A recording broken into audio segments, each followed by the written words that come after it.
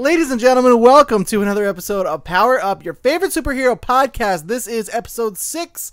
I am your host, Marchese, aka the Beast and J, with your favorite co-host and sidekick, Gregory Virga. I'm their favorite? Yeah, probably. That's so nice. It's okay. I'm so happy right now. All right. Well, that's good. Hi. Hi. If you guys don't know, we are Power Up, a superhero show. We're on every Saturday at 10 a.m. on youtube.com/The Level Up Show, level spelled LVL. Or if you're a Patreon member, you can get this episode early along with all the other episodes on Tuesdays, sometimes Monday nights, always on Tuesdays, guaranteed for patrons. And if you want to become a patron, you can go over to patreon.com/The Level Up Network. And with all that behind us, Greg, how the hell are you doing today? I'm trying to figure out how to do like a superhero pose. Like, what's a superhero pose? You could go like hands on the hips. You could go like arms in the sky. Okay. No, that makes more sense. Like just Batman and just be real pissed about shit. You know? Well, that's rude. Why do you think he's mad? His parents are dead. But yeah, that's true. That's a good point. Catching up with life. Let's see here. What have I done with my life? I've been busy. Have you? Obsessing. Yeah. Over Batman vs Superman. I watched the trailer a lot this week for some reason. I don't know why. It's a good trailer. I think because I showed one of my coworkers the trailer, and then I just re-showed them. So I'm very excited for that movie. I'm very, very excited for that. Yeah, I'm stoked for that movie too. How about for you, sir? I haven't had a very superhero filled week. I've actually had a lot of Star Wars going on in my life lately. Ooh, I'm just so hyped up for Star Wars, man. I've been playing Disney Infinity 3.0 came out. I've been playing that. That's all Star Wars stuff. It's incredible. I've been watching the Star Wars animated series. I watched the rest of Clarify which Star Wars animated series. What is it? Attack of the Clones? The Clone Wars. The Clone Wars? Is that what the series is called? Yeah. Guys, I'm gonna point to you here. Greg, true Star Wars fan. Dean, a mocker of the Star Wars fan. No, I just never watched the animated series before. It's not called that. It's not like Batman. It's an animated series, though. It's Star Wars: The Clone Wars, and then there's Star Wars Rebels. All right, which are all animated series. Oh my gosh! What? Keep going with your spiel. And I watched the rest of the bad trilogy of the actual Star Wars films because Jen hadn't seen them, and we were watching them. We watched them all except for episode 2 and 3, so we finally finished it out. Episode 3 she liked the most out of the shitty trilogy. Okay. Which is sensible. I was like, yeah, that's the best one out of the 3. They're all pretty bad though. Yeah, I do wish like different parts of each movie was together, because then I feel like they could have had a good prequel film. Like, I feel like if Darth Maul didn't die, spoilers for episode 1, The Phantom Menace, if Darth Maul didn't die in 1. Do we really have to give spoiler warnings for the episode 1 of Star Wars? Well, I'm spoiling it for you because I've seen it. I saw that in theaters. theaters. Because you're watching the Clone Wars and you don't know what happened. I know he lives, obviously. Oh, well then, okay, fuck the spoilers. I thought everybody knew that. Yeah, Darth Maul's a badass in the Clone Wars. Like, when you get to his part in there, he becomes, like, he's crazy. I'm excited for that. Darth Maul's the shitballs. But that's what I've been doing, man. And then, nothing really superhero related. I haven't really read anything or watched anything. Oh, no! I watched Age of Ultron. Forgot. Again, I watched that on Saturday night. That's what I was just going to say. I was like, we talked about this last night. Yeah, so that's it. And you liked it better the second time. Yeah, well, I liked it just fine in theaters. But I liked it more watching it just on my own at home for some reason than I did in the theaters. I just connected with it more. I was like, it was very, very late when I got an HD copy of it from an unspecified source, and I was like, yeah, I'm gonna watch this right now. And I did, and I was just like so focused on it, and I was like, I'm in. I feel like you connected a lot with Mark Ruffalo and ScarJo in that movie. Me? Yeah. Oh, yeah, I loved them. I love that romance. A lot of people didn't like it, but I liked it. Hate that romance. Why is that? Why do you hate that romance? Let me ask you. It makes me physically ill because, like it just doesn't make sense. I like Bruce Banner when he's hooking up with the doctor, the woman doctor. Betty, yeah. Betty. I like that romance. And I think Scarlett Johansson would fit better, because Natasha Romanoff would fit better with Captain America. But Captain America can't be in love because he's in love with saving the world. Captain America... No. He's in love with America. No. Captain America and Black Widow would never work out. She's just too rough around the edges for him. That's why they're perfect. They're opposites. He's Don't perfect him in and every Agent way. 13 get together? Peggy's daughter. Shh, spoilers. That is in like the old fucking comics, dude. That's like a Oh way right, back no, you're right, you're right. Yeah, I would be happy if they hook up in the next movie because I like the girl that plays Emily Vandekamp plays Agent 13 in the movies, and she's fucking awesome. I love her. Yeah. Yeah. I like her a lot, a lot. Yeah. Yeah. Yeah. Yeah. I like the romance between Hulk and Black Widow though, and she explains it. She's like, "Yeah, here I am with the one guy, all these guys who are ready to fight, and then I got the one guy who's capable of winning the fight, but he doesn't want to fight." I think we can go into romances in detail later on in this episode. Oh, look at that, Greg. Episode Look at your little segment tint there, Gregory. That's called a segue, ladies and gentlemen. I don't know if you heard. Well, in the meantime, Greg, what do you say we catch up on some rumors? It's the rumor roundup, y'all. I love it. It's my favorite. It's my favorite. All right, we just have one rumor for you guys today, and it goes as follows. Get ready to be utterly disappointed and underwhelmed by this rumor. Okay. Wait, you think? Yeah, nobody cares about this. New Blade film has been rumored. It could feature Blade and his daughter. Yes. So let's see. We have some concept art here. Take a look at that. Well, this is from the comics, actually, I think. Have you ever seen Kill Bill? No. Well, parts of it, yeah. Okay. Well, there's one in the volume 1 of Kill Bill. Uma Thurman murders Vivica A. Fox's character. Okay. And her daughter watches. And Quentin Tarantino teased, like, if he ever does decide to make a volume 3, like, he'll bring back, like, the loose ends. So that's what I like about this rumor, is that, like, if Blade does have a daughter, like, now the daughter can be involved in this. And it's all these many years later. He does have a daughter. That's not the rumor. No, I know that. But I'm saying, like, now him and his daughter can, like, fight with each other. Is what I'm assuming is the rumor. I've never watched Blade. So you want like family violence? I love a family working together. Like oh, The Incredibles. you saved yourself. No, like together. The Incredibles. Yeah, like that makes me happy when they could be like a superhero team. The Incredibles is a good movie. Just an untouchable film. That's really nice. It's so good. Is that a movie, Untouchable? Good. I think The Untouchables is a movie. Ooh, look at you. Look at you. That movie's awesome. That's one of my favorite superhero movies of all time is The Incredibles. Whoa, that's a bold statement. It works on just so many levels. But anyway, let's get back. Let's focus on this. Where is my super suit? Sorry, I had to do it. So this is Blade's daughter. She looks kind of cool. The new Blade comic run has been delayed. That was supposed to come out this fall. Bleeding Cool reported that the delay could be due to them using the comics as a blueprint for the potential film that we're seeing. That would be the only thing that makes sense because then they can't continue the story in the comic books. So they'll probably just pick up the continuity either before or after the film. Yeah, it would make sense. It would totally make sense. Well, it's like a really popular comic though. Is it? I don't know. I know the movies were trash. I've never seen any of the movies. I like on her outfit. I like I don't know, are those wooden stakes around her thigh? Yeah, I don't know. I like that too though. I think they are wooden stakes. Well, that's a nice little touch. Yeah, she's cool, but I don't know. Gauging your excitement here, like how much is she like Buffy the Vampire Slayer? Like, is that what Blade is? Blade is a vampire. He's a daywalker, I believe. And so he's a ginger. Is he a ginger in the movie? I don't know what that has to do with anything. He's a black man. Well, I call redheads that can be out in the sunlight daywalkers. No, he's a black man. So he's not a ginger. So we're coming down on this. No, he's a black man. How much do you care about this though? I'm gonna go with unless I have that thing around my thigh with the wooden stakes, then I don't really care. Yeah, unless do we think it's true? Like the trailer, yeah, I think it's true personally. Yeah, me too. I think unless the trailer, like they release the trailer and then like somebody just rips off the front panel of the trailer and it's like, psych, this is a Civil War trailer, is the only way I'm gonna really care about this. Could you imagine that? Could you imagine they were like, and coming this fall, vampires in the daylight. It's like, Bobo, get the steak, Bobo, and then they like rip it off as Captain America's shield goes through, or it's like Spider-Man and he swings through. I just want everything to be Civil War. That's what I want everything to be the new Spider-Man because I'm excited. Yeah, I'm excited. So let's talk about some of that good stuff, Greg, with some news.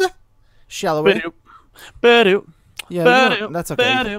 We're doing the news with Greg and Dino. We're doing the news on Power Up, and we're talking about the newest stuff in the news. Boo-doo-boo. That was Number good. 1, Hawkeye himself, Jeremy Renner, has tweeted out the debut of some Captain America Civil War concept art. What? Yeah, Greg, it's all true. Let's read this quote. He was asked how he felt about signing with the first Avenger. Okay, this was in an interview, meaning Captain America. This was in an interview, evidently, and his response was, "I don't know. They wrote me in that side. It made sense to me." And then after realizing this slip up, he quickly joked, "Oh, maybe I switched sides." So Jeremy, he wasn't. They kind of psyched him out and got him to reveal some information. Do you and feel then, bad? Can we not pause really. this for a second? Like when press does that to the actors, like, do you kind of feel like I always feel guilty? Like I'm always like, I'm so sorry that this happened to you, because I feel like Marvel takes him in like the back room and like they beat him with like a comic book. But that's not what happened. In this case, they were like, "Okay, here you go, Jeremy Renner. Here's the images that you get to premiere now." So he kind of got rewarded on his own Twitter, which is cool. Yeah. It's awesome. And show the kids the image. I love Jeremy Renner. Actually, he's really cool. Don't tell me how to do my job. You like him a lot recently, like more so recently. I think we all fell in love with him more in Age of Ultron just because we got to see his family. I was just gonna say, yeah, especially after having watched Age of Ultron again, I was like, damn, I love that they redeemed him. Like the first movie, he spent the whole time not really there. He was somebody else. And then he had gone publicly and said how he was like disappointed he had signed on to play this character and then he didn't get a chance to play him. Yeah. And then instead of Marvel being like, "Oh, you talk shit about our film, you're not coming back. We're recasting you," they were like, "Here, how about pretty much a Hawkeye movie within Age of Ultron?" And I was like, "That's so awesome, dude!" Like, I like Lisa Cardinelli too, who plays the wife. I like the whole setup, the whole Hawkeye stuff, everything about him being like the central focus that really binds the whole team together. He's wife, the glue. His family. His action sequences, his comedy, he was one of my biggest highlights of that film. Loved it. But let's look at these Civil War images right here. What are you thinking about this? We have the teams. Looking really good, huh? There. So the thing I'm confused about is we're missing people from the teams. Are we? Notably, I want to point out that I feel like Agent 13 shouldn't be represented here. I feel like that should have been Scarlet Witch. Don't you agree? Agent 13 is a part of the team, though, as far as I know. And Scarlet Witch is in the film, but she is noticeably absent, in this concept art. Which I thought was a little weird, especially because we know, segueing to more romances in films, that the Vision and Scarlet Witch hook up. So I thought that would be an interesting kind of ideal that like Vision and Scarlet Witch would go up against each other, considering she's with Falcon and all of them in the new Avengers headquarters at the end of Ultron. Well, I mean, I like Agent 13. Agent 13 is awesome. On the left image here, this bigger one, right? Yes. In that back next to Hawkeye, it's kind of facing Vision. Is that Agent 13 or is that Scarlet Witch? Like behind. She's no. Right next to the explosion. No. I think that's Agent 13. Because I've seen some images online looks like blonde hair. where Scarlet Witch is there. Notably, I don't know if you noticed this, but Ant-Man's on Captain America's shoulder. Yeah, I did notice that. And then in the other image, he's on Hawkeye's shoulder as well. Yes, he is. How about this? Hold on a minute. How about this Iron Man suit, dude? Can we talk about that real quick?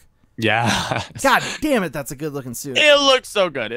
I think I like Hawkeye's new uniform. I have an image of that we can pull up too in a minute. But okay. I think his uniform looks the best. And Black Widow, notably with the Christmas sticks from Ultron that she got upgraded to. I love those. Those are my favorites. Yeah, that's really cool. She didn't have those in Age of Ultron, did she? I know she had the gloves. Oh, no, maybe she only had the gloves. I think this is the first time we've seen her with those, which is pretty cool. I'm so excited now. But this Iron Man suit, dude, is like, it's like a mix. It's like a hybrid of the Extremis armor and the Ultimate Iron Man armor. It looks so good. It looks like Ultimate Iron Man to me a lot more. I notably want to point out that Bucky looks exactly the same for like the past 7 films he's been in. Yeah, well, he's only been in one film so far. I know I'm exaggerating, obviously, but I'm saying like I just feel like he hasn't changed. No, he hasn't changed. Yeah. Even Agent 13 has like a long sleeve shirt now. Another thing to point out here is Falcon's in place of the bird. I forget he has a bird's name. He doesn't have a bird's name. He has a bird which has a name. I forget the bird's name is what I'm saying. Retweet. But he's got a drone This little thing you can see flying in the background is Falcon's drone. Really cool modern twists on his sidekick. I like that they included him. Yeah, I was gonna point that out too, and it's in the whole image too of all of them going against each other. I think the most corny out of all of them is Black Widow. Like she just looks out of place in the battle scene. She looks out of place because she doesn't really have like a power. Yeah, she's just kind of a chick with a uniform. I think Agent 13 looks the most out of place. No, I feel like she's gonna fit in well. I feel like they're gonna be pitted against each other now that we brought that up. Like Agent 13 and Black Widow. I think they're gonna have a fight scene, and I'm excited for it. But with Black Widow there, with her suit all lit up and her electric Charisma 6, you think she looks more out of place? No. Not in the single photos. Agent like in the Carter? battle photo. The battle photos look weird. Like her fist in the middle of the yeah. That does look weird. But it's no, she looks 10 times more badass in the Iron Man team photo. She looks like baby Jesus in that. Agent 13 just looks like she showed up and was like, "Hi guys." She's like, Steve, I'm locked out of the house, Steve. I heard you needed a girl in your team, so I showed up as soon as I got the message. Which is why I think it's weird that Scarlet Witch isn't there. I don't know. She's in the movie. I've seen some images. That's what I was going to say. There are some images floating around online that somebody had. I wasn't able to get my hands on them, but a friend of mine showed me them. But do we think she'll have the headdress? I didn't see it, but there were images from the Comic-Con trailer, legit images. I saw Iron Man and Rhodey standing there in their suits. I saw... This is the live action stuff. I wasn't able to pull them, like I said, but it looked great. It looked awesome. Notably, no Spider-Man in any of these photos. No, they're playing Spider-Man close to the chest, and I can see why. But Black Panther's on Iron Man's side. Yeah, well, that makes sense. They're both. It's weird because of their. I don't know. It makes sense ultimately though because of the. They're both like tech wizards. They're both leaders of industry. You know. Yes. But real quick in real time, I want to put in the Hawkeye image because I forgot to do it. But there you go. Oh my god, it looks so good. It looks great. Yeah, it looks really, really good. I need it in my life. I'm really excited for this. Even his bow looks like Jesus. They managed to do like the impossible, which is bring in that like corny purple Hawkeye suit from the comic books. Yep. And bring it into the movies, and like they always said, like when it was first introduced, like no, we're not going to do the purple suit and blah blah blah, and like there it is, and it works. Yeah, it's great. Yeah, it looks so good. I think because they just put it on the little like the straps and stuff, make it less purple. Like it's a purple black suit to me. Like I don't see it as that. I like the one sleeveless arm. I like that. Yeah, it's a great costume design for sure. They're on point with that kind of stuff, but on fleek, as the kids would say. That is what the kids would say. You're minimized. Greg's back. Look at him. Hi. So moving on, number 2, James Gunn has officially revealed production for Guardians of the Galaxy Volume 2 will begin February of 2016. Is it called Volume 1, Volume 2? Is that a thing? No, it's called Volume 2. Guardians of the Galaxy is just called Guardians of the Galaxy. Yeah, that's what I thought. And then this one is called Guardians of the Galaxy Volume 2 in reference to the mixtape. That was so... Like, that's what I thought. So I just wanted to double... I like that, though. I like that it's called That's what I was going to ask you, if that was why he named it that, because of the nice little touch on there. I assume so, yeah. I'm excited for another Guardians of the Galaxy. I love the first one. I was shocked by how much I liked the first one.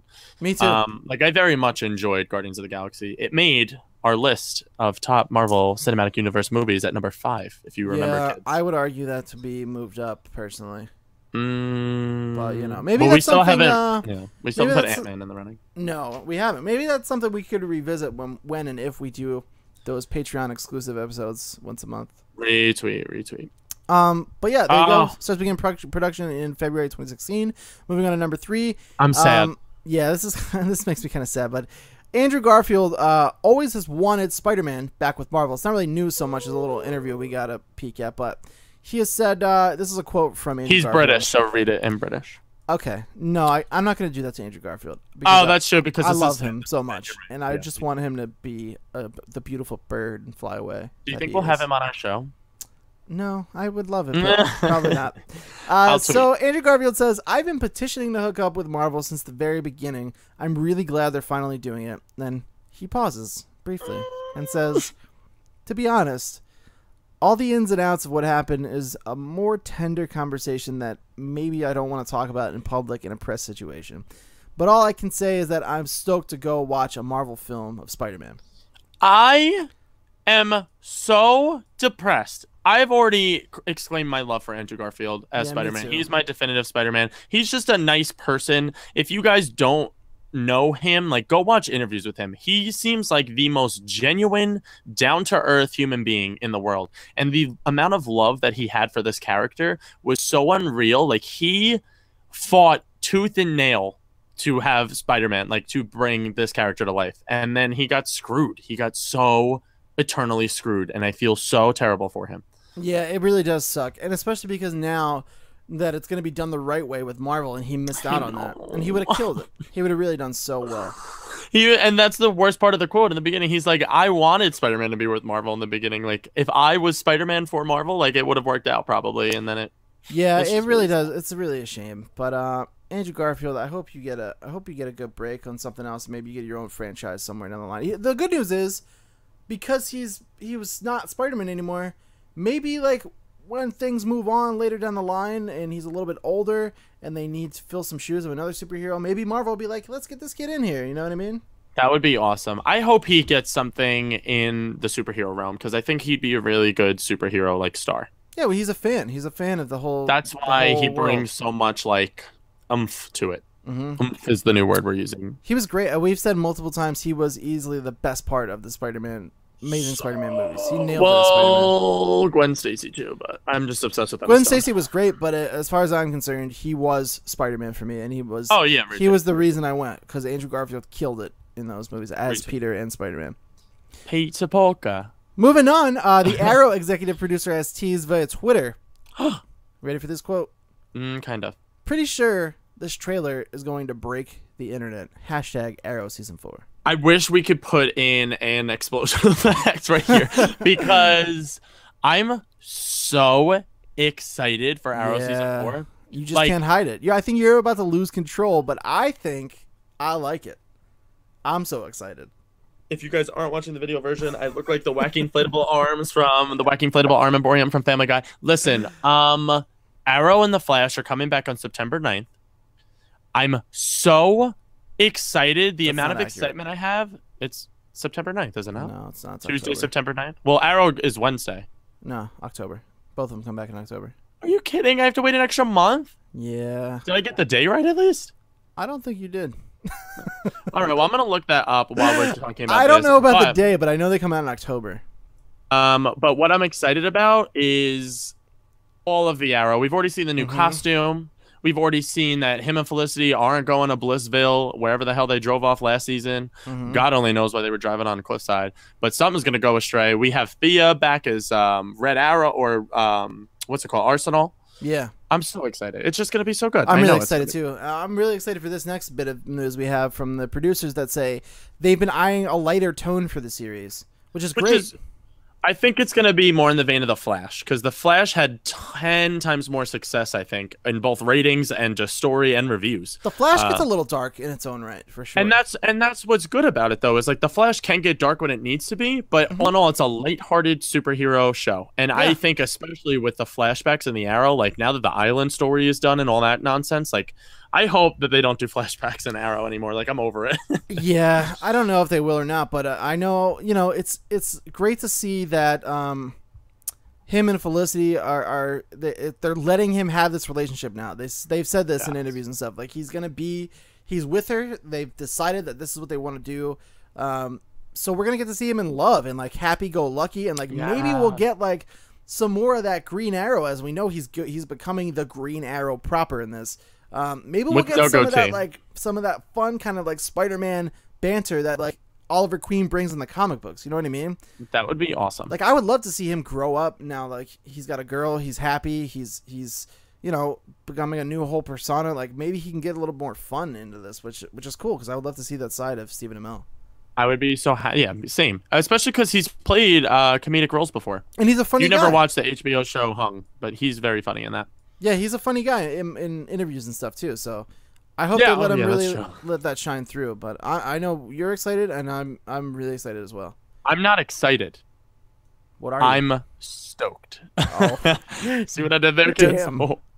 Thank you, everybody. So me and Greg actually normally do reviews of all those episodes during the fall. So we're gonna keep your eye out for that. We'll be bringing that back in a little bit of a different way this year, but. Yeah, we're gonna be doing our reactions to those episodes for Arrow and the Flash. It's gonna be good. You're not gonna want to not watch our reviews. No, we like doing that a lot, and there's no structure really. We go over the episode and just kind of talk about what we liked and what worked and what didn't. It's a good time. October 6th, by the way. There you go. For which one? Flash, and then Arrow, I would assume, is going to be October 7th, the next day after. Cool. All right, I figured it out. Not September 9th. You really did it. Nope, whole month later. I got very excited. Yeah, you did get excited. Let's do it. So moving on to number 5, superhero films that are finished up production. We have Suicide Squad. What? Captain America: Civil War. What?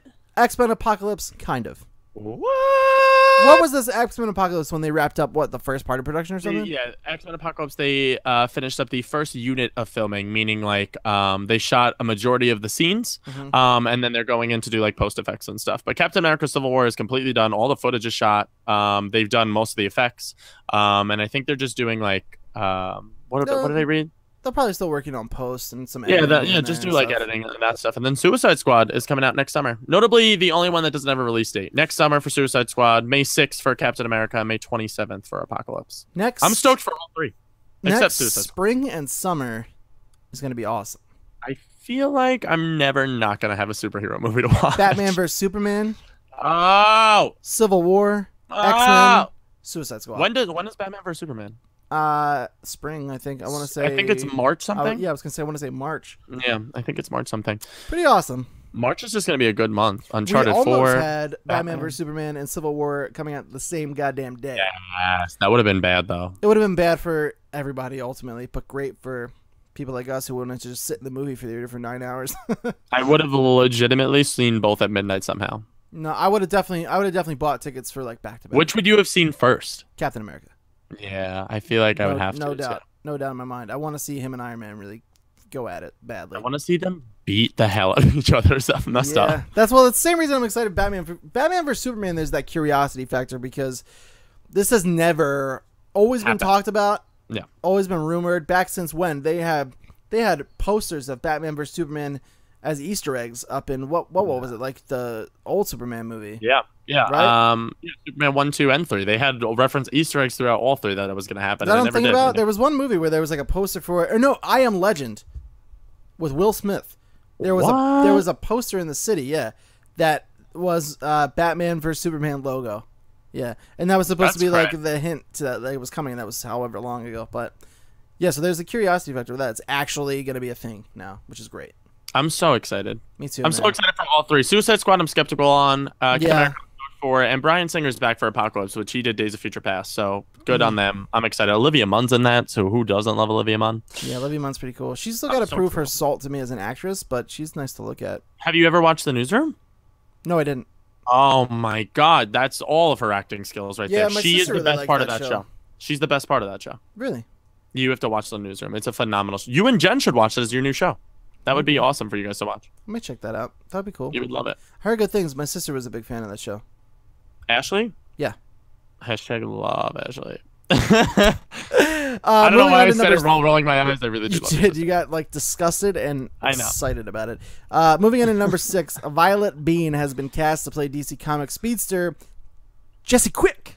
What? As a series regular in The Flash Season 2. I liked your quick motion, number 1. Number 2, thank you. Her and Keon Linesdale. Well, I still don't know if that's how you pronounce his name. We'll never know. Both of them signed on as series regulars for Season 2. Keon Linesdale sounds like a kid who's being really disobedient and has to get ready for school, but he's not coming down.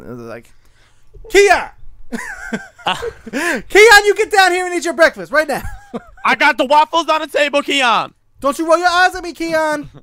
Don't you roll the... Don't. I'm coming up there. Do you think he uses Aunt Jemima syrup on his waffles? That's probably accurate. Don't everybody use Aunt Jemima syrup on their waffles? No, because they make a Mrs. Butterworth too. I feel like they have brawls, Mrs. Butterworth and Aunt Jemima. Don't you feel like they fight it out sometimes? Who uses Mrs. Butterworth over Aunt Jemima?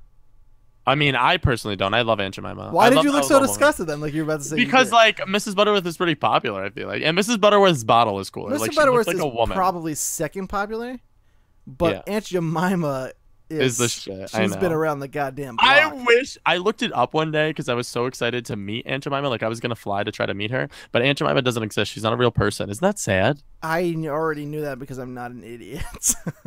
Well, obviously, like Mrs. Butterworth isn't real, but like Aunt Jemima, I'm like maybe it's like someone's Aunt Jemima. Like I don't know. No. Anyway, back to the news. I don't know how we started talking about maple syrup. This is like I would love to go back and check, but I'm pretty sure Aunt Jemima has been mentioned in every show so far to date. I love Aunt Jemima. I'm obsessed with her. You do. It's always you that brings her up. You have a real thing about it. Oh, Greg, name me one time that I've ever brought up Aunt Jemima before you. Name it. I dare you. I challenge you to. It's true. I just feel like me and you like breakfast foods so much, and we always end up on breakfast foods, which makes me think of maple syrup, which makes me think. We talked about this before. Breakfast foods, easily the best meal of all time. Sleep is the best part about life because it's like a time machine to breakfast. Best quote of all time. We should start a breakfast show. Yes. Yeah. Oh my God. We would call it Aunt Jemima's brunch. We would call it that. Yes. Okay, wait, but continue back to this news because I'm actually kind of excited about it. Jesse Quick, if you guys don't know, in another parallel universe, as we know, the Flash is running through all these parallel universes. She has super speed too. She was affected. She has super speed. She's like the Wally West of her timeline. And both Wally West and Jesse Quick are signed on as series regulars, both actors. Violet Bean, notably, has not been in anything that we would know. She was in an indie comedy series called Slash, if you ever heard of that. Never heard of it. But she's a really pretty girl. I think she'll bring some good stuff to the role, and it's kind of good to have these unknown actors come on with the show. And like I said, she's already been screen tested with all the other people. CW has some good acting skills, so yeah, that's very excited true. For him. A lot of series regulars coming on board this year. Yeah, it's gonna be crazy. Season 1 was already jam packed, so I don't know how the hell they're gonna balance it in season 2, but they'll get it done. Yeah, I'm hoping so. I'm hoping it doesn't feel too bloated, you know. I feel like I'm only bloated after a Belgian waffles with Aunt Jemima syrup. Oh, you did it, Greg.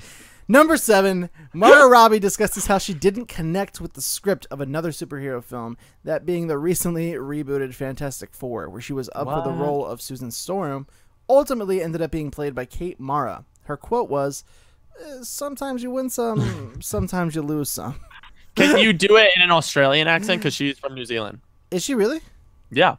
You never knew that? No. Oh my God, Dean, the first time I ever saw an interview with her, I started freaking out because I didn't know if she was just doing an accent, but then I found out that she's New Zealand. I didn't know. I couldn't see that though. Yeah, it makes her more attractive. I like accents. Yeah, I'm not gonna reread it actually, but thanks You're for that's asking. not happening. But yeah, I thought this was an interesting story just because good on her that she didn't do this. As we all know, Fantastic Four, the reboot, recently had a major flop in the box office. Big ups to her for picking Suicide Squad, but then again, we don't know how that's going to turn out. So her quote is an example of not only Kate Mara going for the role, but like she might be losing at Suicide Squad. So we'll find out next summer. You and I discussed previously, Harley Quinn is a far more interesting character to play, in my opinion, than Susan Storm any day. Yeah, Susan Storm's cheesy, and Harley Quinn has so much to her backstory. She's the female Joker. She's nuts, but like her story is even more exciting than the Joker because she actually has a fleshed out backstory. So that's why I think I connect with Harley Quinn a lot more. I would have connected with Gotta be really fun to play. Oh my God, I can only imagine. She said it was so much fun to play. Let me ask you this question: do you think, with Margot Robbie playing Susan Storm, do you think that would have affected the box office numbers at all for Fantastic Four? No. Just because all the other actors were still kind of B-list. I really don't think Margot Robbie is like an A-list actress still. Like I still consider her B-list. Yeah, I think she's still like up and coming. She's phenomenal. I loved her in Focus with Will Smith. I loved her in The Wolf of Wall Street with Leonardo DiCaprio. She's been in a lot of good roles, but I think she needs to be in Wolf of Wall Street was it for me. You never saw Focus? No. It's a phenomenal movie. Very good movie. You should see that. I think you're overselling Crappy Movie Tuesday. I need to move to New Jersey sooner rather than later because Crappy Movie Tuesday would affect your life so much. You would be able to talk about films like no other. I watch a lot of films. I just, if there's not like, you're the only person I've ever heard describe Focus as phenomenal. It's a really good movie. I rated that 4.5 out of 5 stars on Flickster. That's too many stars. I feel like I'm gonna have to see it and let you know. It's really good. I really enjoyed it. All right. Well, I'll take your word for it. I'll check it out. Yeah. Our final news story of the day, which is just kind of open-ended. Henry Cavill was asked Lois Lane or Wonder Woman. Now, he didn't really answer the No. question. He just gave a typical answer that an actor would give, like, well, you know, for the character, it'd be best to have this and then blah, blah, blah, blah, blah. He dodged the question. So I figured you and I could answer this question for him. Okay, so let's just break this down. Let's say who we think he's going to be with at the end of Batman vs. Superman. Lois Lane. Agreed. Who do we want him to be with? Lois Lane. Agreed. Yes. We did it. That was easier Ladies than I and thought it was gentlemen, gonna be. that is episode 6 of Power Up, because now we need to end it on a good note. No, I'm kidding. But this does lead us into our topic of the week. It does. So, well, wait a minute. Why now? Why do you make these choices? Because, can I be honest? Yeah, please do. I want Wonder Woman to be with Bruce. Yeah, Greg, me too. Like, I don't know if you ever watched Justice League, the animated series on Cartoon Network. There's that and Justice League Unlimited, the continuation, especially Unlimited. You see them flirt, and she finds out Batman's identity, and like they go, Diane and Bruce, to like a whole bunch of like charity balls together and stuff in that show. I love their interaction. I just feel like they're meant for each other. She's so like in the light and about justice, and he's so in the dark about justice. So like to see them collide with each other, it makes for such great banter. I just love their characters. Yeah, I'm with you on that. I think they're great dueling personalities to be with one another, and I think it would be way too obvious for Superman to be with someone like Wonder Woman of equal power. Yeah. It's just less interesting. And then somebody like Lois keeps him grounded, and he's been with her from the beginning, and she, as far as the cinematic universe goes for them, she's been the one who really freed him to be Superman. She like helped him. Amy Adams, phenomenal acting job. I liked her a lot as Lois Lane. So that's why I would pick that as well. I'm glad we're on the same page on that. That was the first time I think we've ever agreed, and now we have it recorded. I'm so happy. It's been a while. But this leads us into our topic of the week, ladies and gentlemen. And guess who got to pick it this week? Your boy. With this quote, with this debate on Lois or Wonder Woman, I wanted to go through the greatest superhero romances of all time, Dino. Okay. And I wanted to discover what our favorites were. I have some notable mentions written down here. So I just say we break it down piece by piece, and we go through all these romances for all the kids. If you guys don't know, I'm an avid shipper. If you guys don't know what the word shipper means, I vie for TV love and film love. I am a believer in love. And I go for it. So I like to ship couples, is what they call it. Is where you piece two characters together that aren't together, or like they give subtle hints that they're going to be together, and then you vie for them. I don't write fan fiction or anything. I'm not that great. He's an avid shitter, everybody. So notably here, I'd like to go through television first. Television, we had some notable ones, especially with Batman Catwoman from the old 1960s Batman. It was the worst flirtation and relationship. Did you watch the 1960s Batman? Not if I can help it. I've seen it, but like I never enjoyed it. I'm not one of those guys who's like, yeah, original Batman. Like I'm not gonna fuck with you. It was bad. I don't like it. I didn't bother with it. It's so corny. It definitely doesn't hold up today too. I was watching clips of it, but Adam West played Batman, obviously, and Julie Newmar played Catwoman. They had these very subtle interactions on the show. They never admitted to love. I don't even think they ever kissed on an episode of the show. Probably but not. They would always have the most awkward. Do yourself a favor. Go look up Catwoman Batman 1960s. The awkward flirting lines that they have with each other. It's like god awful. She's like at one point, like Catwoman was stealing a jewel in one episode, and he would be like, you could steal something else if you'd like. Like, it was just like weird, like the worst cheesy lines. And the topic of the week this week, guys, is greatest superhero romances, both in television, film, comics, and then our hopes and dreams for romances, whether the ones we liked or the ones that we'd like to be involved in, Dean. Hopes and dreams, as they say. Would we like to be involved in a relationship? Would you be a third wheel with superheroes? That's a real question that we'll actually get down. In a relationship. I'm okay. I'm good. No, I'm saying is Jen a superhero?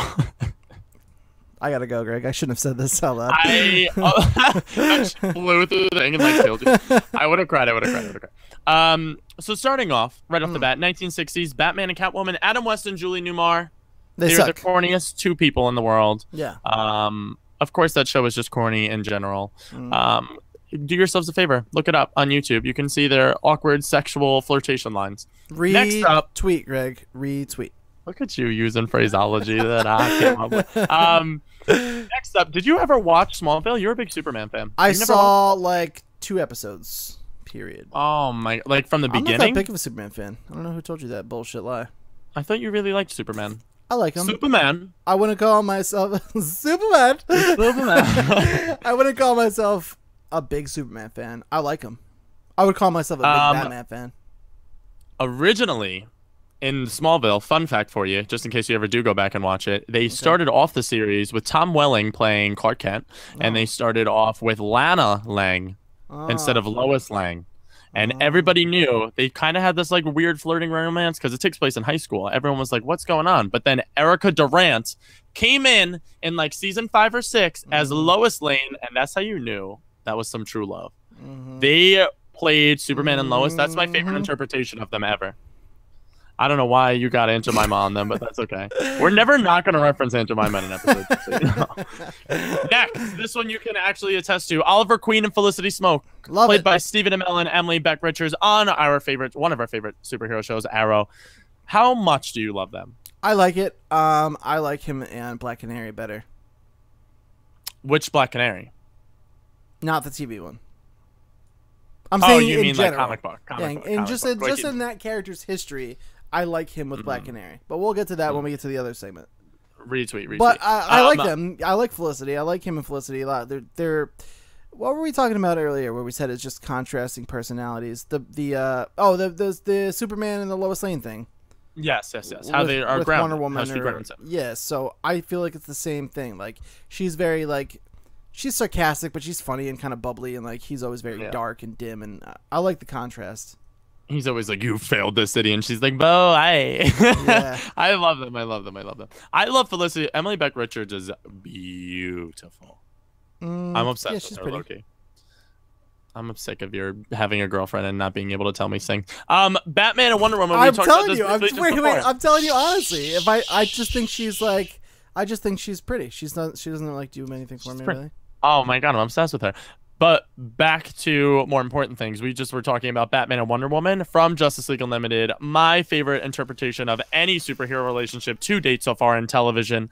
I think the writers on Justice League and Justice League Unlimited on the animated series nailed Bruce and Diana's relationship. The witty retorts that they have towards each other, the Bruce Diana scenes, and even the Batman Wonder Woman scenes. There's one scene in particular that I always think back to with the relationship, and Batman's on a gargoyle and he's over Gotham City, and Wonder Woman swoops down, she flies, lands on the rooftop, and is like chilling on the rooftop, like hanging out with Bruce, and she's like, "So this is what you do, right?" And he's like, "I'm busy right now, Diana," and she's like, "Cool, so I guess I'll see you later." And like that's the whole scene in the show. It's one of my favorite scenes of all time. This is an animated show. It's on the continuation Unlimited of it, animated show. Not a lot of people watched Unlimited. A lot of people just watched Justice League. I have the season. I have season 1 on DVD. Oh my god, watch it! It's so good. I watched it, but and they also, you ever watch like to derail for a minute? Did you ever like put in a whole season of a show, and then like you watch like the first 5 episodes or so, right? And you're like real into it, and then like episode 6 comes around, and you've at that point been watching television for like 4 hours, so you're like, Yep, so and like then you fall off. That's kind of what was happening when I watched it. It was just a lot of TV to watch at once. Also, Justice League Unlimited, the action sequences get a lot of hate because they're not as good as the original Justice League. But there's also a very secret budding romance and love triangle in Justice League Unlimited between Green Lantern. Ready for this? Green Lantern, Hawkgirl, and Vixen. Who would have ever thought that? But you can watch out for that Easter eggs for Justice League Unlimited, guys. I think there's one episode in particular where Green Lantern like breaks up with Hawkgirl and she flies away crying because she cheated on him with like Hawkman. I don't know what happened, but that's a whole love triangle that we can't get into. Another one of our favorite superhero shows: Barry Allen and Iris West, Grant Gustin and Candice Patton in The Flash. We always say I think our favorite moment between them was in the parallel universe where he pimp daddy moment. Revealed himself as the Flash, and they had that amazing kiss scene before the tsunami tides destroyed all of Central City. Now here's the thing about this relationship, okay? Hit me with it. I like the backstory. I like that they grew up together, and then like turns out they're not related, and like so it's okay. You know what I mean? Like I like the whole thing. Like I like that they have this closeness. I like that she was like so reluctant and like resistant to it, but then like she couldn't help but feel that way. And Barry's like such a sweet, innocent dude. I'm so fucking excited for the show, Greg. I just want to watch it again. I miss it so much right now. I like it, but Iris is really annoying in the show. Yes, the actress that plays her it's not her fault. It's the writing and the material that they give her, because she's had some decent enough scenes. She's had some good scenes here and there. I don't think it's on Candace. But I do think that her character is so one-dimensional right now that I hope they open her up in season 2. And we might get that, because especially with the inclusion of Wally West, which is supposed to be her nephew from a different universe. Right. We'll see what goes on that way. I think with him, I think it's going to balance it out more. Could be cool, yeah. But I like the relationship. Off in season 1? Are they like together? I forget. Yeah, I don't know. I know. Well, her and Eddie are done. Yeah. Bye, Eddie. Because spoilers. But I don't know where they left off. I think he I just remember him like keeping he was literally following her around like a dog on a leash, and then she was just not having it. She was like, I gotta watch the season finale before the show starts. We should do the last 5 minutes of the season 1 finale and react to it going into season 2. That'd be cool. I want to get that whole season comes out in September. Season 1 on Blu-ray comes out in September. That the date I'm thinking of? Is that September 9th? No, that's actually September 22nd, Greg. Special day for multiple reasons, as you may have known. That comes... Is that fate? Am I the Flash? That's kind of weird. If you didn't zoom out of the room right now on super speed, I would be disappointed. You're like, you want to see me do that again? I'm like, what? That's my birthday, ladies and gentlemen. That's why, just to clue you in what we're talking about. Dean is going to be turning 21, ladies and gentlemen. 21 years Greg, old. you made my day right now. I'm so excited. We're going to take him out drinking for the first time. It's going to be fun. Thank you for saying all of this. This makes me feel like not an old geezer. I feel like we're the best relationship out of all the superheroes. I think that's what goes without saying, pretty much. Easily. But another one of my favorite on television. This isn't really TV, it's Netflix more, but I guess we can consider that television. Matt Murdock and Claire Temple, Charlie Cox and Rosario Dawson nailed it. Oh my God, she's my favorite part of season 1, and I hope they utilize her 10 times more in season 2. She was your favorite part of season 1? She dropped off. She went nowhere. She was the whole reason why he lives and is able to go the rest of season 1. And then they're just like, all right, bye, Claire. I think Kingpin had to be my favorite part of season 1. He was awesome, dude. He fell off at the end. Like, I feel like Daredevil beat him too easily in the alleyway. Yeah, because Daredevil is awesome and Kingpin is not. But he'll be back. It was just their first scrimmage. They got a long history. Yeah. He'll be back. Yeah, I hope so. And we have The Punisher next season too. I'm excited for that show too. That's what these superhero romances do to me. They make me excited. I like here's where I came to. I liked the finale so much, and I liked it because it was like, everyone's so worried about like, well, would this guy really go down that easily, or would this really look that way in real life? But like, they didn't do that with the end of Daredevil. It was very grounded and gritty. But like, as far as that last season finale, it was like, this is for comic book fans. It was like Daredevil in an alley, like just standing there in his Daredevil suit, beating the shit out of Kingpin, and he was like, "No, you lose because I'm the hero, and that's the way this goes down." And I was like, "Yeah, this is what I wanted. This is what I wanted to see." I liked it a lot. I wanted to see like more happen. Also a good love romance in that show, Kingpin and Vanessa, the art buyer. Yeah, that was a weird romance. That was weird, but it was good. They were both so weird about it. They were like they're both psychopaths. They're both perfect for each other. And she gets on the helicopter at the end. We don't even know what happens to her. She played Lara L in Man of Steel. Oh my God. Superman's birth mother. Mind blown. That's another explosion graphic that we need in this episode. Moving on to movies. Notably, movies. Oh God, this first one just breaks my heart and soul because we'll never see it. We'll never see what happens to them ever. I know. Gwen Stacy and Peter Parker, Emma Stone and Andrew Garfield, The Amazing Spider-Man 1 and 2. God, yeah. Where to begin? My favorite moment between these two, they're on the balcony at her parents' dinner, and he webs her and pulls her in for the kiss. I'm like, yes, and she like spins. That scene's the best. So funny, dude. Did you ever see the bad lip reading videos? Yeah. Did you see that one with Spider-Man? Where he like pretends to vomit over the edge and stuff. He's just like, bleh, bleh. It's so good. That bad lip reading is one of my favorite. No, I gotta say my favorite scene, which is, Don't you dare. It's kind of I'm doing it. It's kind of a romance scene, and it's kind of not. It's when she dies. Before she dies. And then after she dies. Think about it, okay? It's terrible. It was sad. But that's the most romantic scene in any of those movies, if you really think about it. When the web forms and makes a hand, and it just misses her. A really controversial thing. A lot of people were like, that was the dumbest thing ever. I personally thought that was one of the coolest things they've ever done in any superhero movie.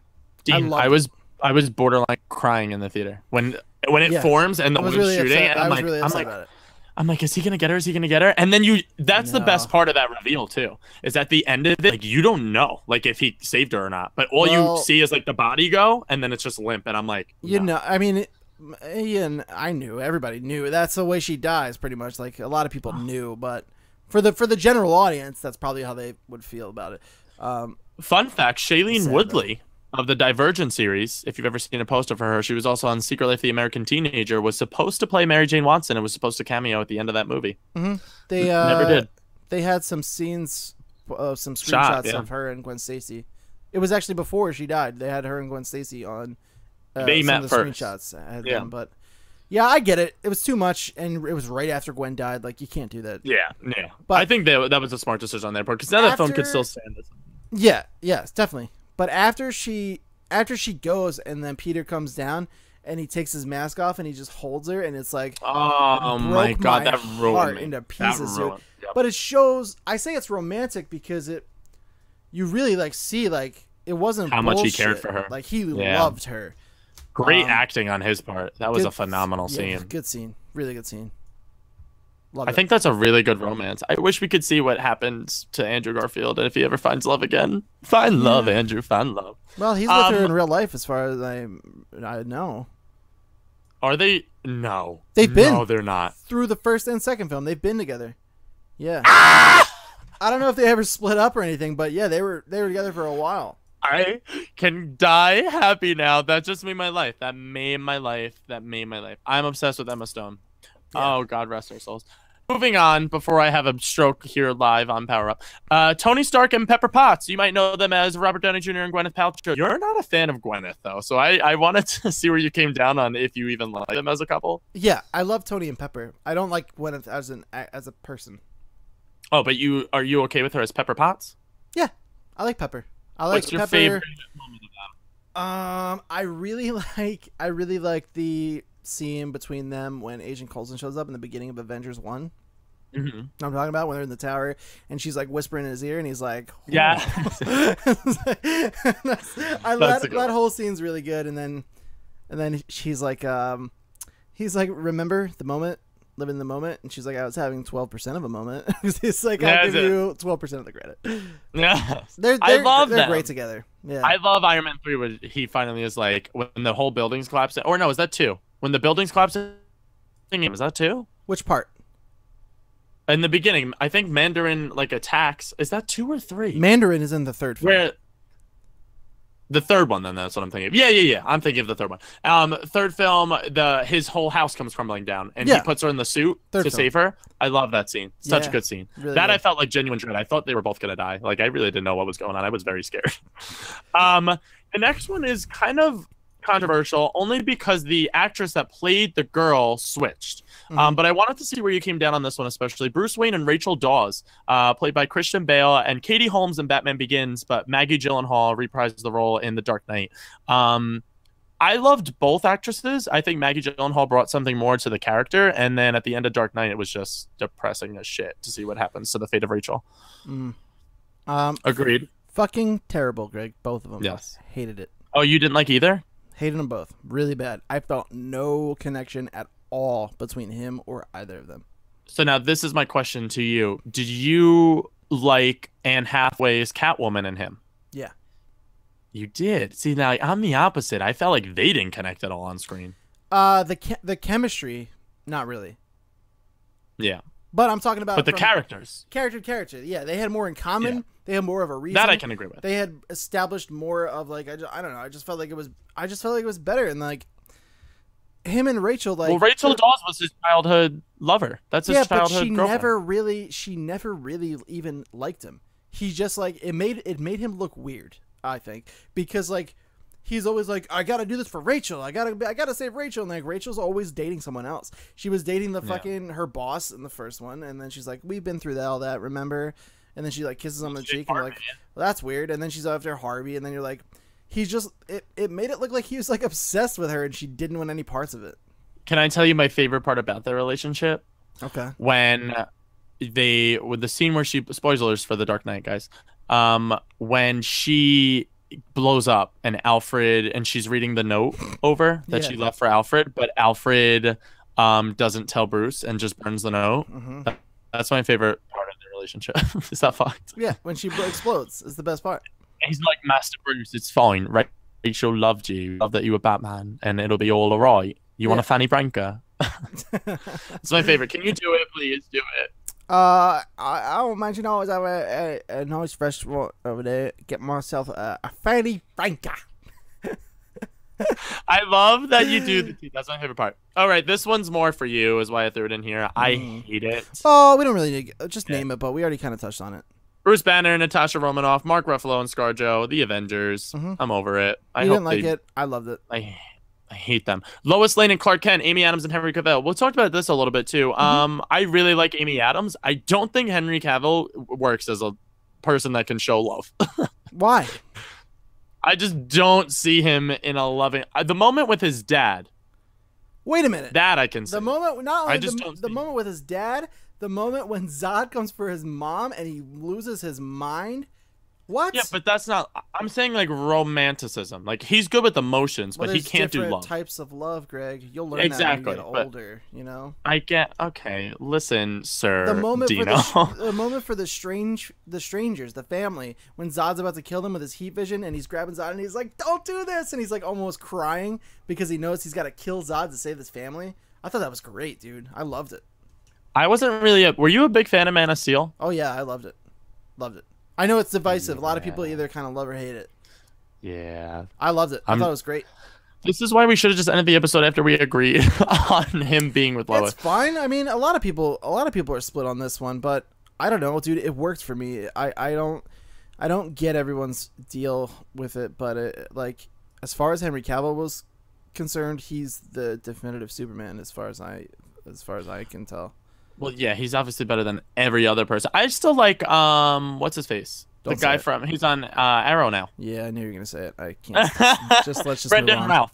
Yeah, I like him a lot. But continuing on, this one's a comical relationship. I loved how they played it, especially in X-Men 2 by Bryan Singer. Logan, Jean, and Scott, the love triangle from X-Men. Hugh Jackman, Famke Janssen, and James Marsden. Another one who made out to be looking like a psychopath. Wait, who?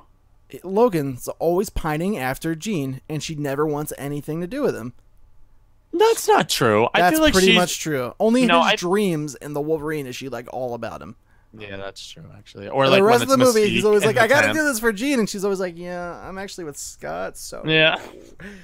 I just love the lines between Scott and Logan over Jean. Those are my favorite moments in those films. That's why I had to include them in this list. And now more to your feng shui. Your first one on the list in the comic book realm, Green Arrow and Black Canary. The only adaptation we've seen of this is television through Arrow the Show, and they only had like a one-off stint, and it was even before she was Black Canary, which was Oliver Queen, and both Sarah Lance and Laura Lance.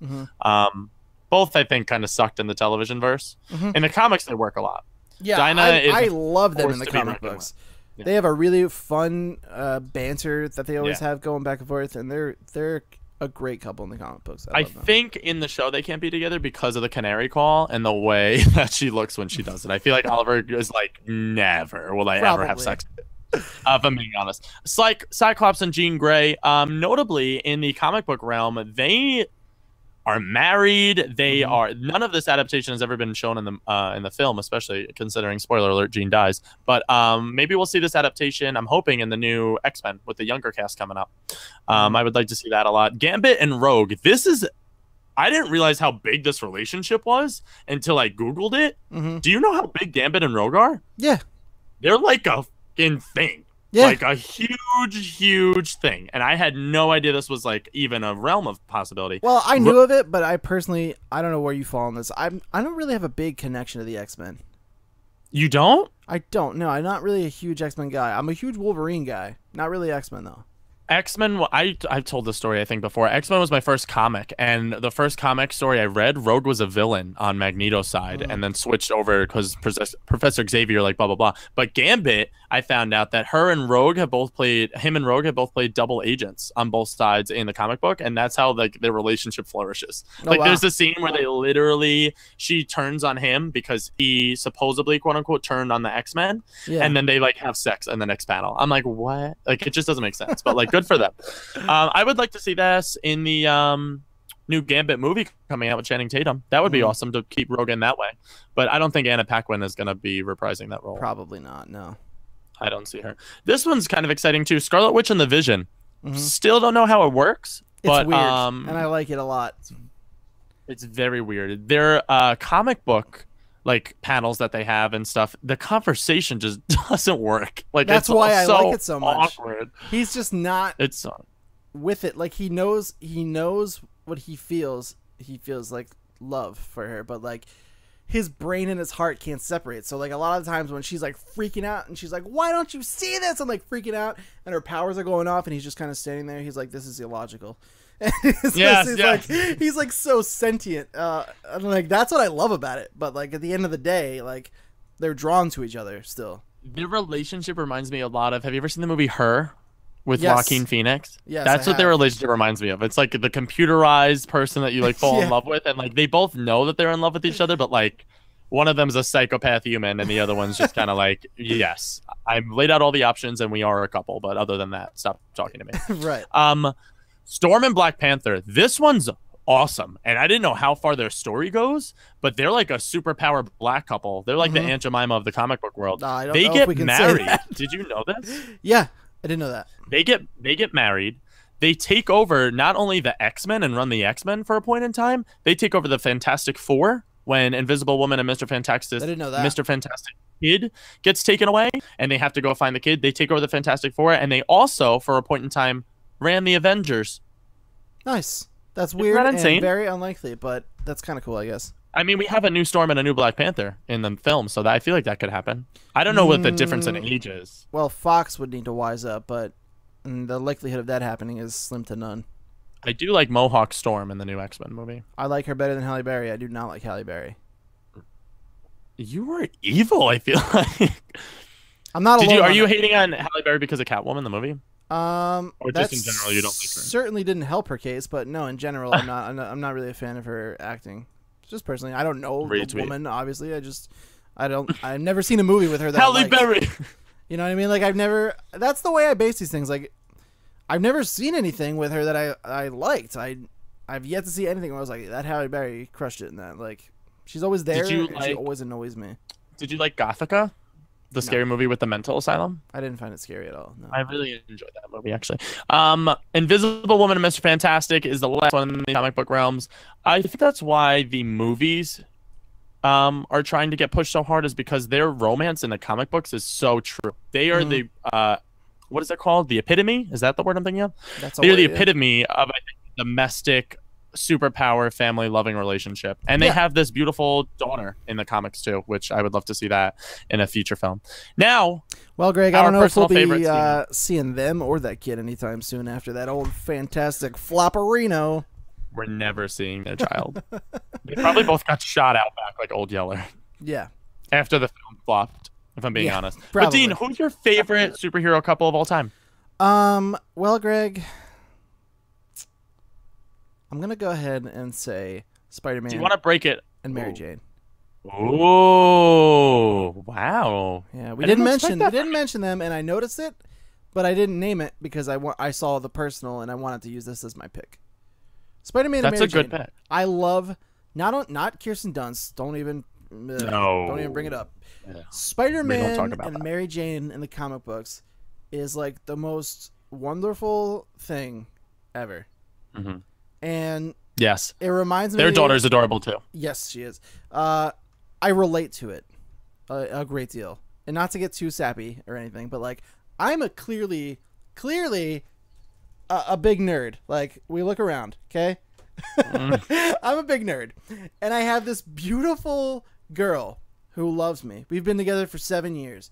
And like, this is the best thing that's ever happened. This is why I did this topic. I don't know, but like, I feel like that's always what Spider-Man is like referenced to. He's like, she's a knockout, and like, I want to be with her. She's great. She's such a great person. She's the most beautiful girl I've ever seen, and like, and she loves him. And he's like, why? But and then, well, obviously he's Spider-Man. That doesn't hurt. But it wasn't always that way, you know. And like, and she loves him. Go through everything he has to go through. She's always there. The symbiote comes. He gets really dark, and she helps him get through it. I love that couple. Spider-Man and Mary Jane are like one of my favorite couples ever. Now, speaking of Spider-Man, I'm gonna throw you for a loop right now. Okay, as far as that just warmed my heart. I'm glad I could. I'm glad we. That was the bet. This is why I'm happy I picked this topic because I'm so happy right now. As far as like just relationships, not really couples. But Venom and his symbiote, I feel like, should be talked about. That relationship is terrifyingly beautiful. Yeah, right? But it is kind of a relationship. That's how I would describe it. Oh, 100% it is. I feel like they can't exist without the other one. No, he needs it. They need each other. It's not, it's not even a relationship as much as it's just a codependency. Like they're tethered to each other for the rest of their existence. The way they talk and stuff though, like if they get separated and stuff, like it's pretty crazy, like the attachment. It reminds me a lot of Harley Quinn and Joker. That's a relationship we never even touched on. That's an awesome relationship. That's phenomenal. So weird. It's so unhealthy and abusive. But oh my god, it's the worst. It makes no sense. But like, I love it so much. I love it so much. But what about you? It's more obsessed with the Joker, and the Joker is more obsessed with Batman. Yeah, there's a relationship we should probably talk about. The Joker and Batman. Because that is like, I don't even know if that's like a hate relationship or like a love-hate relationship. Yeah. What I do know is my personal favorite pick. I feel like you already know what it is. It's Tim Drake and Barbara Gordon. Yeah, Tim Drake and Barbara Gordon's a really good pick, man. Oh, I'm obsessed with those two characters, Batgirl and Nightwing. Yeah. I need them in my lives forever. And them two together, if they like fall in love, like I can fall in love. That's how I know. Greg, there's love for everybody out there, Greg. That was the nicest thing I've ever. At the current filming of Power Up Episode 6, Greg is still single and ready to mingle. And that will end our topic of the week, Dino. And ready to mingle, he says. I had to rhyme. That's me. Yeah, it was good. Thank you. Very good stuff. Thank you. So that's it for our topic of the week. And now we have one final little mini segment before we go. We like to take questions from the fans every week. When we get them, we don't always get them. So guys, if you're watching this, please, we love to answer your questions. We want to talk to you. We will answer them on the show. Whether we get to it immediately or not, it'll be answered eventually. So send them to powerup@thelevelupnetwork.com. Greg, would you like to take the first question? Why don't you take one? You can read one. I'll read the second one. We have two today. Alrighty. Who should I take? You pick. Do you want me to whichever take one you like better. You can take that one. Okay. I think I'm going to go with our good old friend, Melly Chan in the Chatosphere. Her name is Melissa Laura. Guys, we know her as Mel. Don't say last names. Is that bad? Yeah, don't say last names, right? Should we? I mean, it says it on our Google Plus profile. I don't know if we should be saying last names. I don't know. Is that good or bad? It says it on the Google Plus profile. Like, all you have to do is click her name. All right. It just felt wrong. My initial feeling just bleep the name and post. Melissa, boop! Easy for you to say. You don't edit them. It's not harder than you think to go in and find that right there and bleep it. Retweet.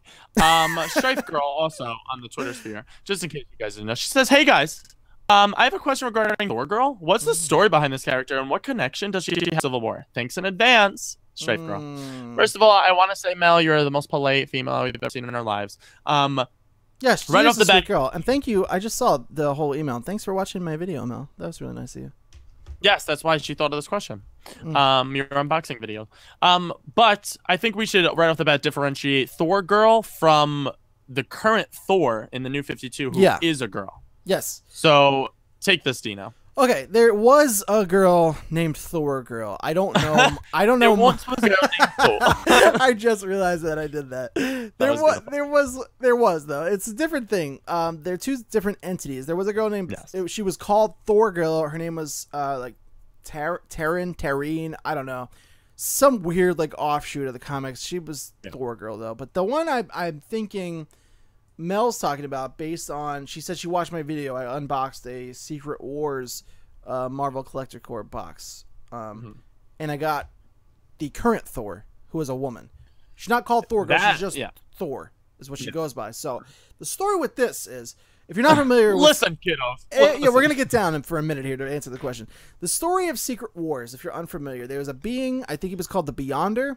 Yep. Nailed it. He takes all of these different heroes and villains from their respective universes and brings them to like his own planet called Battle World. He like his play box. Yeah, pretty much. He brings them in and he's like, "Okay, everybody, fight to the death. If you destroy all of your enemies, I'll give you anything you want for the rest of your days." And then they're like, they don't have a choice, so they do it. Why not, right? And these are the Secret Wars, give or take. I obviously totally botched it, but like we summed it up. Basically, that's what happens. Yeah. So they did that a while ago, and then currently there's a current run that brings a lot of these characters back to Battle World, and something happens with Thor when this is going down, and Nick Fury whispers something in Thor's ear, which causes him to suddenly become unworthy of the title. So as everybody knows, he who was worthy shall wield the hammer. So such and such, blah, blah, blah. So whatever Nick Fury does, for some reason, I haven't read this. This is just what I've pieced together. Makes him unworthy, so he can't hold the hammer. He then just goes by the name Odin's son. He flies around on this chariot. He's got like a tattered uniform and cape now. Yeah, he looks like a worn soldier now. Yeah, and he uses like an axe, I think, as his weapon, or a sword or something. So it's the cool axe too, with like the double blade, not just like the Optimus Prime axe. Yeah, yes. So the hammer falls, and none other than Jane Foster, Thor's girlfriend, is deemed worthy. So she picks up the hammer, she wields the power, and Thor gives her his blessing to go by the title, the moniker of Thor. So she kind of personifies Thor as a female. So that's the deal. That's a really do yourselves a favor. If you don't want to read the whole issue, go and read the panel where he like says like it's all right for you to take it. Like when they have their interaction, Thor and Jane. Mm-hmm. That's a beautiful moment, I think. And Jane, notably played by Natalie Portman in the films. Yeah. So one day she may wield the hammer. Yeah. Will that ever happen? Probably not. She's not. Yeah. Probably not. But the second part of her question was, what does this have to do? What's the connection with Civil War? There is none. Yeah. That's it. This doesn't exist. It was the run that you're thinking of. It's called Secret Wars. And that's where like this all kind of originated from. But other than that, it's just, I don't think she's going to appear in Civil War. I don't think Natalie Portman's wielding the hammer anytime soon. No, I don't. Whoops, I'm messing everything but yeah, that's up right now. You were just breaking life. Yep, it's all broken. It's all fucked, Greg. Hi. And then do the second question, my good sir. Okay, can you read it for me while I fix this, please? Yes, I can. He's fixing our show while I'm reading those questions. This one submitted by Ricky Mana. Ricky says, I was wondering why DC Universe made a character named Captain Marvel. It's obviously nothing to do with Marvel. Did Marvel ever have a problem with the name when the hero was made, or was Marvel sometime after the release of Captain Marvel? Okay. Do you have the answer? Do you want me to answer this as well? You take this one too. Okay. It has nothing. I like adding my tidbits on your logicalness. No problem. It has nothing to do with anything, is the short answer. DC Universe names their character Captain Marvel after the literal meaning of the word Marvel, which is like to gaze and wonder. It's a marvel, as they say. That's why Marvel Comics named themselves Marvel, because their characters are marvelous. Wondrous. Marvel, yeah. So that's what that means, pretty much. Whenever you hear that term, same thing for Miss Marvel. It has nothing to do with the actual publications or anything like that of like Marvel Comics. It's just it's kind of like Mr. Fantastic from Marvel. Like they call them that because of the adjective rather than the actual publisher themselves. What I do want to know is who was published first, DC or Marvel? I don't know. That's a good question. I'm looking this up currently. Yeah. Which was, what should I say? Which was published first, you think? That was what you asked me. You said who? Well, I'm assuming but do you think that would come up? I'm assuming you mean who was first Marvel publication was 1939. The first DC was, what is this? I was gonna say. Oh no, hold on, I'm lying. I was gonna say DC because I think Batman is probably DC. Yep, it's DC. 1938, 1 year before Marvel. With who? Publishing the first DC Comics major time. It just says Action Comics #1 was the first issue they ever published. Action Comics #1 is for DC. Marvel's was Ba-ba-doo. Ba-ba-doo. I can't find theirs. Atlas comic #1? Atlas I don't know what Comics either of number- those Oh, are. I've Action never Comics heard of number them. one. Action Comics number 1 is Superman, Superman. which makes sense. I don't know why I thought Batman. Yeah, that makes total sense. And Marvel's first comic was Marvel Comics #1. I don't know. They what just that were one was. called Marvel from the beginning. I don't know what that one was either. It says it was launching in the offices of New York City. I would assume Captain America, but I think that's probably wrong. As the first appearance of Carl Burgos, android superhero, the Human Torch. The Human That's cray. Torch. That's cray. That is cray, as the kids say. Maybe that's why. Maybe that's why they're pushing so hard for Fantastic Four. It's never gonna work, Marvel. Maybe, yeah. Well, Marvel. Leave it in 1939. Marvel's not pushing for them. Marvel sold them. It's all Fox that's pushing them. Retweet. Don't you bring down our sacred Marvel into this bullshit. That's all Fox's problem, man. Stan Lee would never. He doesn't even cameo in the Fantastic Four movie reboot. not? That's how you know that movie was gonna be bad. I thought he did. Did he not? Nope. Are you positive? And that was the first one he did, because cameoed in Ant-Man, and he didn't cameo in Fantastic Four reboot. I'm positive I would have remembered that. They didn't have time for him because it would have been like 70 years later, and they would have showed Stanley. Like, Fantastic, that movie was all over the place. Yeah, that was all over the place. But anyway, guys, send your questions to powerUp@thelevelupnetwork.com if you want to have them Just answered right here on the show. This is it. That's it. This is it, and that's it. Another episode of Power Up. That's episode number 6 in the bank. Make sure you guys subscribe to us on youtube.com/levelupshow. Level spelled LVL, so you can join us here Saturday mornings at 10 a.m. Boop, boop. Eastern Standard Time. Or if you want, you can head over to SoundCloud and iTunes for the audio version and subscribe to us there. And you'll get those fed right into your podcasting apps, whatever you use. Also, finally, you can go to patreon.com/thelevelupnetwork if you want to get these episodes early, usually on Tuesdays, sometimes even earlier. It depends. But just like Gazzola, you just got to give us the Gazzola. Yeah, just a minimum. Become a $1 patron and you'll get extra episodes. Well, no, not yet the extra episodes, but we should talk about when we're going to start that probably.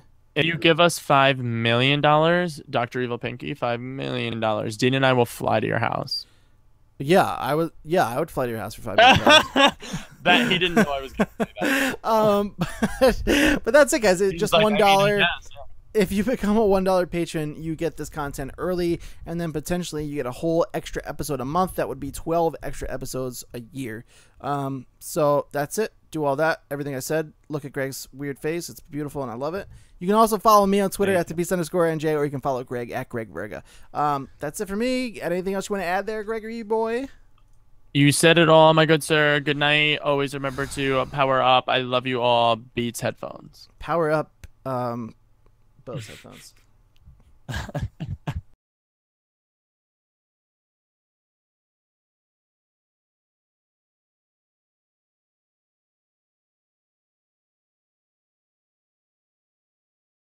Easy, big fella. Imagine I passed out on the mic. Would you do the show? Yeah, I would. For real? Yeah, right in front of you. Like while I was like this, like sleeping on it? Yeah. Yep. You would do the show without me? Yeah. Yep. How would you do that? I would just do it. I would just read everything. I would talk about it by myself. I would just do it. Fuck you. I don't need you.